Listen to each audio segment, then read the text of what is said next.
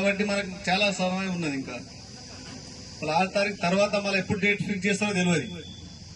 కాబట్టి దానికి అనుగుణంగా సమావేశం పెట్టి జనరల్ బాడీ సమావేశం నిర్ణయం తీసుకొని మన వాళ్ళు డేట్ ఫిక్సింగ్ చేసిన తర్వాత మనకు సమ్మె నోటీస్ ఇచ్చే అవకాశం ఉన్నదా, లేదు సమయం లేదు కాబట్టి వాళ్ళు వెంబడి మనం సమ్మెకే పోతాం అనేది అప్పుడు నిర్ణయం తీసుకుంటాం. దానికి మనం స్టేట్ బాడీ నాయకులు మాట్లాడిన తర్వాత జనరల్ బాడీలో మనం నిర్ణయం తీసుకొని 100% ఎవరు సమ్మె చేసినా వాళ్ళే అని కాదు, ఉన్న చేసి అని కాదు, ఎవరు సమ్మె చేసినా మనం సమ్మె చేయడానికి సిద్ధమేన్నాం. అసలు సమ్మె చేసేటోడే లేడని మా బాధ అంతా.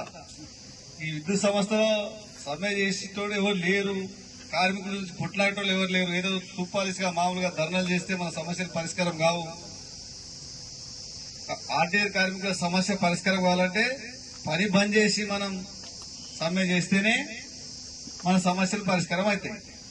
అట్లా కాకుండా ఒట్టి ధర్నాలు చేసేవో లేకపోతే వేరే విధంగా ఏం చేసినా మన సమస్యలు పరిష్కారం కాబట్టి దాని గురించి పెద్ద మనం ఆలోచించే అవసరం లేదు. 100% మేము